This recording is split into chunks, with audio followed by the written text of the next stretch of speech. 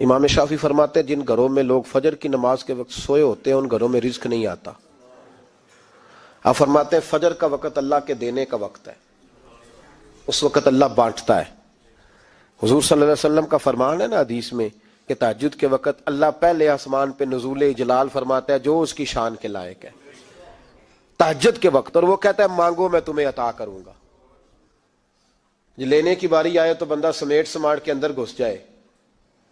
ہمارے ہاں یہ ہوتا ہے کہ عشاء کے بعد بچے بیٹھتے ہیں موبائل لے کے، تہجد کا وقت آتا ہے تو ان کی آنکھیں بند ہونی شروع ہوتی ہیں. تو لینے کے وقت تو سویا تھا، تیرا مسئلہ کیسے حل ہوگا بھائی؟ جب کوئی آدمی خیرات بانٹ رہا ہو تو جو پیالہ پیچھے کر لے اسے ملے گا؟ کہتے اس وقت آنا جب میں بانٹ رہا تھا، اب تو کدھر آ گیا ہے؟ مثال دے رہا ہوں. تو فجر کا وقت مانگنے کا ہے، تو ساری رات تو گزر گئی گیمیں کھیلتے ٹی وی دیکھتے، اور جو لینے کا وقت تھا تو سو گیا، تو کیسے آئے گا تیرے پاس؟ تو اٹھے سویرے بندوں سے مانگ کے دیکھ لیا، بڑی عزتیں خراب ہوئی. فجر کا وقت اٹھ کے جھولی پھیلائیں. میرے رسول پاک علیہ السلام فرماتے ہیں، رب فرماتے ہیں جب بندے میرے آگے جھولی پھیلاتے ہیں مجھے شرم آتی ہے، کیسے خالی واپس کر دوں. سورہ طلاق 2-3 نمبر آیت کی گھر جا کے تلاوت کریں.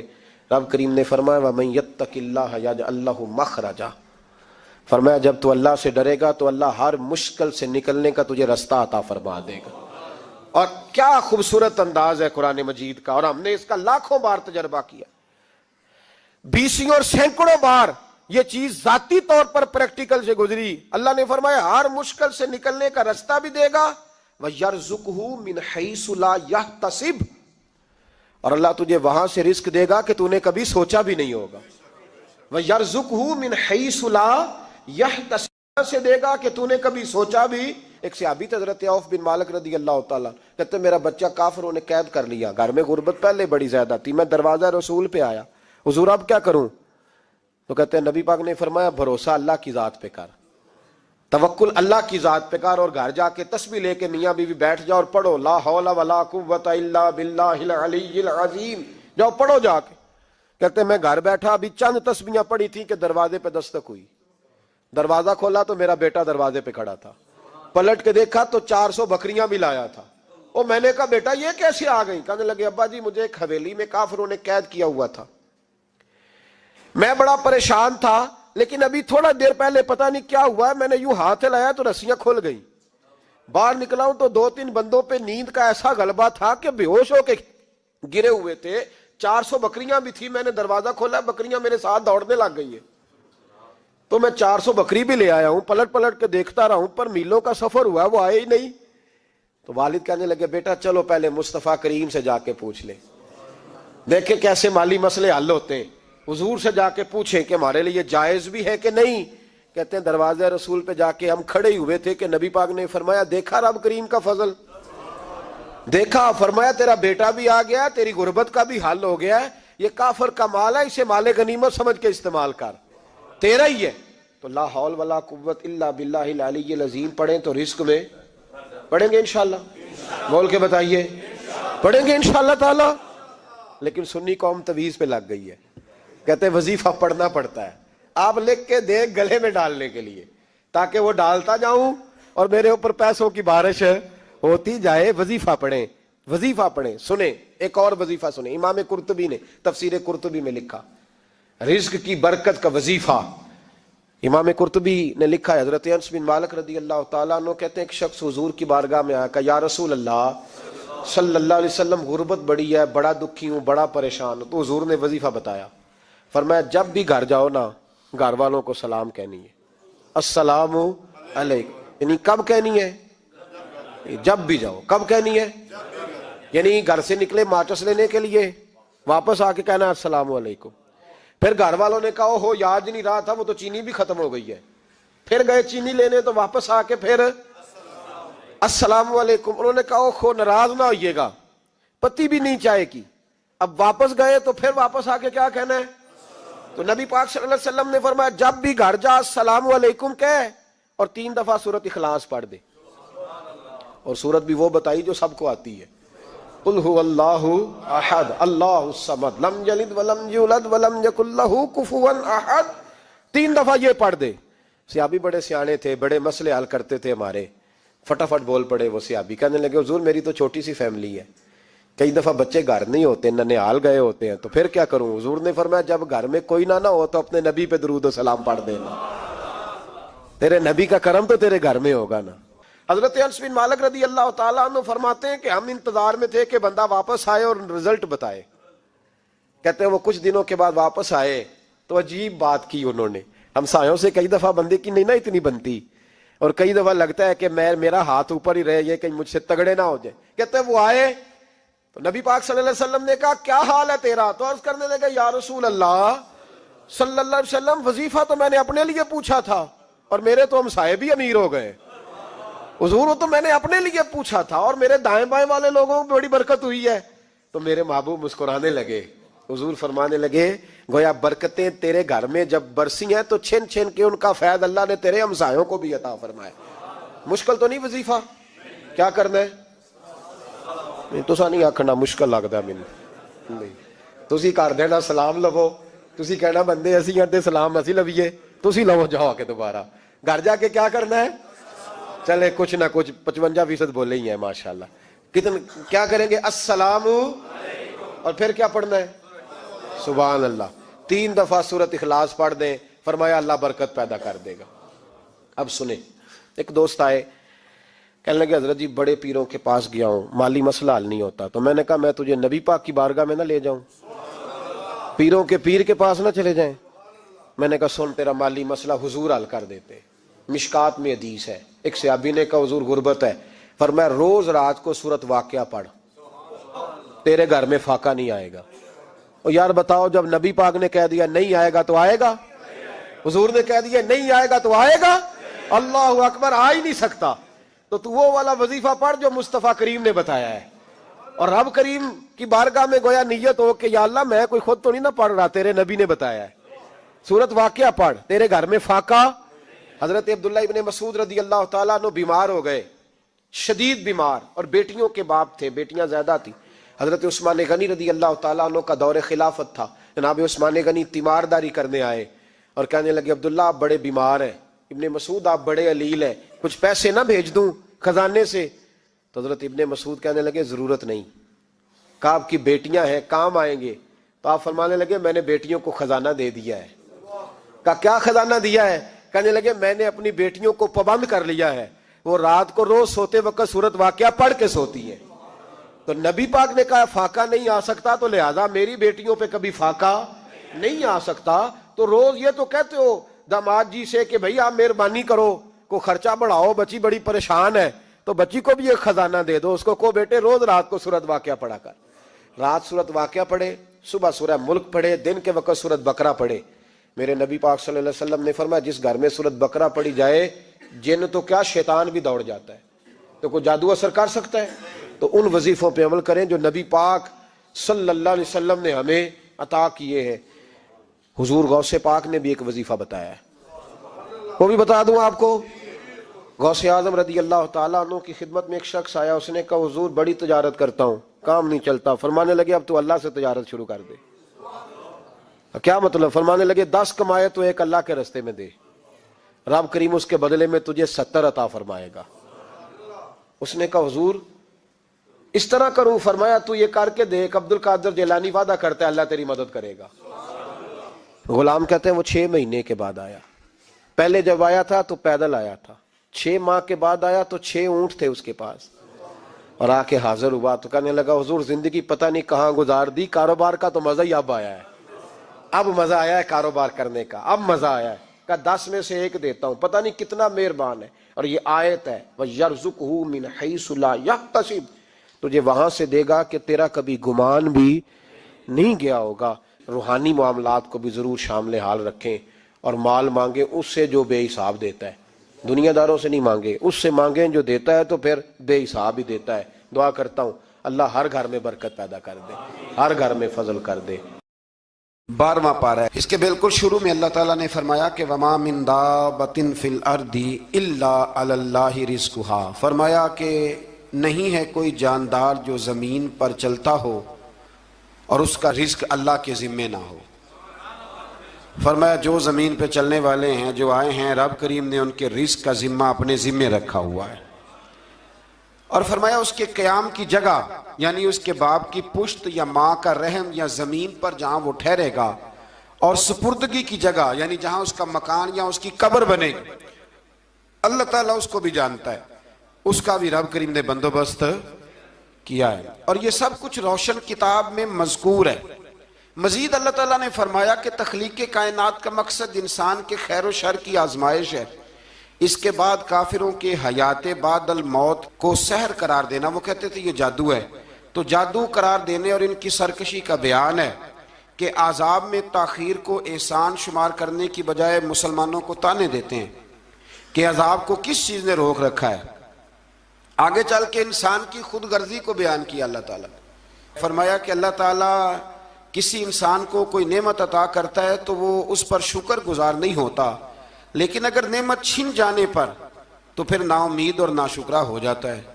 ملی تھی تو پھر اس نے شکر ادا، چلی گئی تو بڑے شکوے کر رہا ہے۔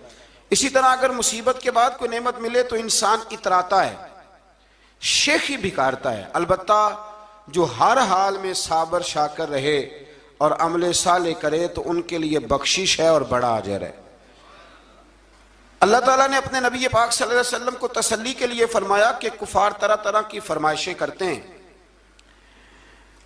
کہتے ہیں کہ آپ پر کوئی خزانہ کیوں نازل نہیں کیا گیا، آپ اور آپ کے صحابہ غربت میں وقت گزارتے ہیں تو معاذ اللہ یہ وہ طعنہ دیتے تھے کہ کوئی خزانہ کیوں نہیں نازل کیا گیا، اور آپ کی تائید کے لیے فرشتہ کیوں نہ اترا۔ آپ اس پر تنگ دل نہ ہوں، آپ کا کام تو صرف لوگوں کو عذاب الہی سے ڈرانا ہے۔ اس صورت میں بھی قرآن کریم کے کلام الہی ہونے کا انکار کرنے والوں کو چیلنج دیا گیا ہے کہ اپنے تمام حمیتیوں کو ملا لو اور قرآن پاک جیسی 10 صورتیں بنا کے دکھاؤ، لیکن بنا سکتے؟ آیت نمبر 15 میں ارشاد فرمایا کہ دنیا اور اس کی زینت کے طلبگاروں کو ان کے اعمال کا اجر اسی دنیا میں مل جائے گا، لیکن آخرت میں پھر ان کا کوئی حصہ نہیں ہوگا، اجر آخرت کے اعتبار سے ان کے اعمال باطل ہو جائیں گے۔ آیت نمبر 17 میں قرآن کی حقانیت کا انکار کرنے والوں کے لیے نار جہنم کی وعید کا ذکر ہے، اور قرآن کے اللہ کی جانب سے حق ہونے اور بغیر کسی شک کے اس پر ایمان لانے کا ذکر ہے۔ اس کے بعد اللہ تعالیٰ پر جھوٹ باندھنے والوں اور اللہ کے رستے سے روکنے والوں کا ذکر کیا گیا کہ قیامت کے دن ان پر گواہ پیش ہوں گے کہ یہ اپنے رب پر جھوٹ باندھتے تھے، اور ان پر اللہ کی لعنت، ان کے لیے دوہرے عذاب اور آخرت میں ان کی یقینی ناکامی کا ذکر ہے۔ یہاں ایک بات آپ سے بھی عرض کروں، ہم بھی کئی دفعہ نا بھولے پن میں کہہ دیتے اللہ نے یہ بھی تو فرمایا نا جی قرآن میں، تو جب تک آپ پڑھ نہیں لیتے یا سن نہیں لیتے تب تک یہ جملہ بولنے کی ضرورت ہے۔ اسی طرح نبی پاک علیہ السلام نے فرمایا جس نے مجھ پر جھوٹ باندھا، جھوٹی حدیث بیان کی، وہ میں نے کہا ہی نہیں تھا، اور اس نے جھوٹی حدیث بیان کی، تو حضور فرماتے اس نے حدیث نہیں سنائی بلکہ اپنا جہنم کے اندر مکان بنا لیا ہے۔ تو قرآن و سنت کے معاملے میں جس چیز کا علم نہ ہو، جس کی پوری خبر نہ ہو، آپ اس کے حوالے سے کوئی بات کر سکتے؟ احتیاط کریں، بہت احتیاط کریں۔ آیت نمبر 23 میں بتایا کہ جو ایمان لائے اور جنہوں نے نیک کام کیے اور اپنے رب کے حضور عاجزی کی تو یہ لوگ ہمیشہ جنت میں رہیں گے۔ مزید فرمایا کہ مومن اور کافر کی مثال ایسی ہے جیسے اندھا اور بینا، مومن گویا دیکھنے والا ہے اور کافر گویا اندھا ہے اور بہرا اور سننے کی صلاحیت رکھنے والا۔ آیت نمبر 25 سے 23 تک میں پھر حضرت نوح علیہ السلام اور ان کی قوم کے حالات بیان ہوئے کہ نوح علیہ السلام نے جب اپنی قوم کو توحید کی دعوت دی اور انکار پر عذاب الہی سے ڈرایا تو قوم کے سرداروں نے ان سے کہا، بھلا کیا کہا؟ کہنے لگے آپ تو ہم جیسے بشر ہیں، تو ہماری طرح ہی ہیں آپ، اور آپ کے پیروکار پسماندہ یعنی غریب لوگ ہیں اور کم عقل لوگ ہیں، ہماری رائے میں آپ کو معاذ اللہ ہم پر کوئی فضیلت حاصل نہیں، بلکہ معاذ اللہ ثم معاذ اللہ۔ کہنے لگے آپ تو جھوٹے ہیں، اللہ کے نبی کو کہہ رہے ہیں معاذ اللہ، استغفر اللہ۔ نوح علیہ السلام نے جواب دیا کہ میں اپنے رب کی جانب سے واضح دلیل رکھتا ہوں اور اس نے مجھے رحمت سے نوازا ہے، لیکن تم میرے مقام کو سمجھنے کی صلاحیت نہیں رکھتے، تم اتنی صلاحیت رکھتے نہیں ہو۔ اور پھر ارشاد فرمایا کہ میں تم سے دعوت حق کے صلے میں کسی اجر کا طلبگار نہیں ہوں اور نہ ہی میں اہل ایمان کو اپنے پاس سے دھتکارنے والا ہوں، اور میں نے یہ دعویٰ بھی نہیں کیا کہ میرے پاس اللہ کے خزانے ہیں، اور نہ میں از خود غیب جاننے والا ہوں، اور نہ ہی میں یہ کہتا ہوں کہ میں فرشتہ ہوں، نہ میں یہ کہتا ہوں کہ جن لوگوں کو تم اپنی نظروں میں حقیر جانتے ہو اللہ انہیں خیر سے نہیں نوازے گا۔ فرمایا یہ ٹھیک ہے کہ اللہ بشروں میں سے رسول بناتا ہے، پر جسے بناتا ہے پھر اسے بڑی شانیں عطا فرماتا ہے۔ پہلے دن سے انسان کا یہ مسئلہ ہے، پہلے دن سے انسان کا یہ مسئلہ ہے کہ وہ کہتا ہے میں انسان سے ہدایت حاصل کروں، لیکن رب نے بھی قانون بنایا ہے کہ اللہ تبارک و تعالیٰ بندے پر ہی وحی فرماتا ہے، فرشتوں اور جنوں کو اللہ نے اس منصب کے لیے منتخب نہیں فرمایا۔ قوم نوح نے کہا کہ آپ نے ہم سے بہت بحث کی معاذ اللہ، پس جس عذاب سے آپ ہمیں ڈرا رہے ہیں وہ لے آئیے۔ تو نوح علیہ السلام نے کہا کہ اللہ چاہے گا تو تم پر عذاب بھی آ جائے گا۔ آیت نمبر 37 سے 47 میں بتایا کہ اللہ تعالیٰ کی طرف سے نوح علیہ السلام کو حکم ہوا کہ ہماری نگرانی میں اور ہماری وحی کے مطابق آپ کشتی بنائیے، اور ظالموں کے بارے میں ہم سے کوئی بات نہ کریں۔ حضرت نوح کی خواہش تھی کہ یا اللہ انہیں بھی معاف کر دے، فرمایا یہ ظالم ہے تو میرے نبی ان کے بارے میں مجھ سے کوئی بات نہ کریں، وہ ضرور غرق ہو جائیں گے۔ پھر وہ کشتی بنانے لگے، اور جب ان کی قوم کے سردار ان کے پاس سے گزرتے تو ان کا مذاق اڑاتے۔ یہ آپ کیا کر رہے ہیں؟ آج بھی وزیر مشیر بڑے بڑے لوگ اللہ ماشاءاللہ دینداروں کا مذاق اڑاتے نہیں؟ اڑاتے ہیں کہ نہیں اڑاتے مذاق؟ یہ کن کا طریقہ ہے؟ یہ تو قرآن مجید کہہ رہا ہے کہ حضرت نوح کی قوم جو کافر تھی ان کا طریقہ ہے اہل ایمان کا مذاق اڑانا۔ تو وہ مذاق اڑانے لگے۔ نوح علیہ السلام نے کہا کہ وہ وقت آنے والا ہے کہ جب تمہارا مذاق اڑایا جائے گا اور تمہیں پتہ چل جائے گا کہ رسوا کن عذاب کس پر آئے گا۔ اللہ تعالیٰ نے فرمایا جب ہمارا حکم عذاب آ پہنچا اور تندور ابلنے لگا، تندور سے آگ نکلا کرتی ہے، پانی نہیں نکلا کرتا، اور نوح علیہ السلام کی قوم پر جب عذاب آیا تو پانی تندور سے نکلا، تندور سے اللہ نے پانی نکالا، جہاں سے پانی نکلا نہیں کرتا، تندور ابلنے لگا۔ اللہ اکبر۔ تو اللہ تبارک و تعالیٰ نے فرمایا تو ہم نے نوح علیہ السلام سے کہا کہ آپ خود اور اپنے گھر والوں کے ساتھ اس کشتی میں سوار ہو جائیں اور اہل ایمان کو بھی سوار کر لیں، اور ہر چیز کے جوڑے یعنی نر اور مادہ کو سوار کر لیں، اور ان کے ساتھ ایمان والے بہت کم تھے۔ حضرت نوح علیہ السلام دعائیں پڑھتے ہوئے سوار ہو گئے۔ پھر کیا ہوا؟ کشتی انہیں پہاڑوں جیسی موجوں میں لے جا رہی تھی کہ نوح علیہ السلام الگ کھڑے ہوئے اپنے بیٹے سے فرمانے لگے، بیٹے ہمارے ساتھ کشتی میں سوار ہو جا اور کافروں کے ساتھ نہ رہو۔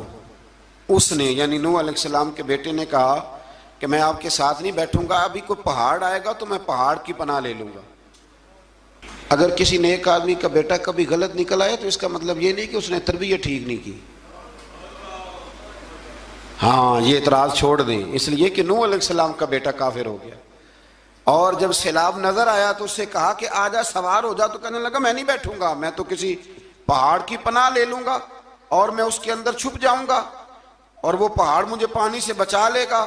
نوح علیہ السلام نے کہا آج اللہ کے حکم کے سوا کوئی بچانے والا نہیں ہے سوائے اس کے جس پر اللہ رحم فرمائے۔ پھر ان دونوں کے درمیان موج حائل ہو گئی، ایسے ایک موج اٹھی اور حضرت نوح کا بیٹا ڈوب گیا۔ اور جب حضرت نوح کا بیٹا ڈوبا اللہ کی طرف سے حکم ہوا اے زمین اپنا پانی نگل لے، اے آسمان تھم جا، پانی خوش ہو گیا، اللہ کا فیصلہ نافذ ہو گیا اور کشتی کوہ جودی پر ٹھہر گئی۔ نوح علیہ السلام نے اللہ سے التجا کی کیا میرے پروردگار میرا بیٹا اور میرے اہل سے ہے اور تیرا وعدہ سچا ہے کہ تو میرے اہل کو بچا لے گا۔ اللہ نے فرمایا نوح وہ آپ کے اہل میں سے ہے ہی نہیں، وہ آپ کے اہل میں سے ہے ہی نہیں، اہل میں سے وہ ہوگا جو آپ کے طریقے پہ چلے گا، جو طریقے پہ نہ چلے وہ نسل میں سے ہے ہی نہیں، وہ ختم ہو گئی بات۔ اللہ اکبر۔ اس کے اعمال ٹھیک نہیں، جس بات کی حقیقت کا آپ کو معلوم نہ ہو اس کے بارے میں سوال نہ کریں۔ تو نوح علیہ السلام نے اللہ تعالیٰ سے اپنی اس اجتہادی خطا پر مغفرت اور رحم کی دعا کی۔ پھر طوفان نوح تھم جانے کے بعد وہ سلامتی کے ساتھ اتر گئے۔ اجتہادی خطا میں نے ایک لفظ بولا ہے، یہ اجتہادی خطا کا مطلب یہ ہے کہ بعض اوقات انبیاء سے ایسی باتیں سرزد ہو جاتی ہیں کہ جو تعلیم امت کے لیے ضروری ہوتی ہیں تاکہ لوگوں کو پتہ چل جائے کہ اللہ کی بارگاہ میں توبہ کیسے کرنی۔ اگر وہ لوگ توبہ نہ کرتے تو ہمیں توبہ کے طریقے سمجھ میں یعنی ان سے اجتہادی خطا ہو گئی، کہنے میں کرنے میں کوئی ایسی بات ہو گئی جو بظاہر اللہ تعالیٰ کی رضا والی، تو فوراً معافی مانگ لیتے تھے. لیکن اب امتی اٹھ کے کہے کہ نبی گناہ گار ہے معاذ اللہ. حضرت آدم نے دعا مانگی تھی نا، ربنا ظلمنا انفسنا، اے اللہ ہم نے اپنی جانوں پر ظلم کیا. انہوں نے کہا تھا تو اگر کوئی بندہ حضرت آدم کو ظالم کہے گا تو کافر ہو جائے گا. تو اگر وہ کہے کہ وہ تو خود کہہ رہے ہیں، ایک بندہ اڑ جاتا ہے کہتے ہیں تو خود کہہ رہے ربنا ظلمنا، تو خدا کے بندے وہ اللہ کے نبی ہیں، وہ رب سے کہہ رہے ہیں، وہ عاجزی کے طور پر کہہ رہے ہیں. کچھ لوگ اڑ جاتے ہیں کہتے ہیں خود حضور نے کہا ہے جی انا بشر مثلکم، میں تمہاری طرح کا بشر ہوں، خود نبی پاک نے کہا ہے. عجیب بیوقوف بندے ہو، نبی کریم تو کہہ سکتے ہیں پر امتی اٹھ کے نہیں کہہ سکتا. اس نے تو کہنا ہے وہ حبیب اللہ ہیں، اس نے تو کہنا ہے وہ قیامت میں شفاعت کرنے والے ہیں. امتی نے تو کہنا ہے وہ سارے نبیوں کے سردار ہیں، وہ امام الانبیاء ہیں. امتی وہ لفظ ادا کرے گا جو اس کے بنتے ہیں. اب کوئی بندہ اٹھ کے کہہ دے، دیکھے نا ایک بہت بڑا عالم تقریر کرتے ہوئے کہے جی میں تو ان پڑھ آدمی ہوں، تو اس کا شاگرد کہے کہ استاد جی قسم اٹھائے ہاں آپ نے تقریر میں کہا نہیں میں ان پڑھ ہوں، آپ تو ان پڑھ ہے. تو یہ بات ادب ہے کہ بے ادبی ہے؟ چلیں اس سے آگے چلتے ہیں، یہ بھی ذرا مشکل سے سمجھ میں آئے گی. ایک اور بات جو جلدی سمجھ میں آ جائے گی. ایم این اے جب اعلان کرتا ہے، تقریر کرتا ہے، الیکشن لڑتا ہے تو کہتا نہیں میں قوم کا خادم ہوں. کہتے ہیں نا کہ میں قوم کا خادم سے آپ کیا کچھ کراتے ہو؟ سارے کام کراتے ہیں نا. خادم کو بندہ یہ بھی کہہ لیتا ہے کہ ذرا جھاڑو دے دے گلی میں، کہتے ہو کہ نہیں کہتے؟ تو اس نے بھی تو سپیکر میں کہا میں خادم ہوں، کہو اس سے کہ جھاڑو دے گلی میں آ کے. پھر پتہ کیا حال ہوگا؟ جھاڑو تو نہیں آئے گا اور ہو سکتا ہے کچھ ہے آ جائے. تو اس لیے اب کوئی بندہ کہے جی انہوں خود کہے، تو ایک کچھ پوری جماعت ہے لوگوں کی جو بات کو سمجھتی نہیں. کہتے ہیں خود کہے میں بشر ہوں، انہوں نے خود کہا میں غیب نہیں جانتا، انہوں نے خود کہا میرے پاس خزانہ کوئی نہیں، انہوں نے خود کہا میرے پاس کوئی شے نہیں. تو اس لیے آپ سمجھیں کسی کے لفظوں پر اگر آپ گرا لگا کے بیٹھیں گے تو پھر اس سے بے ادبی ہوگی.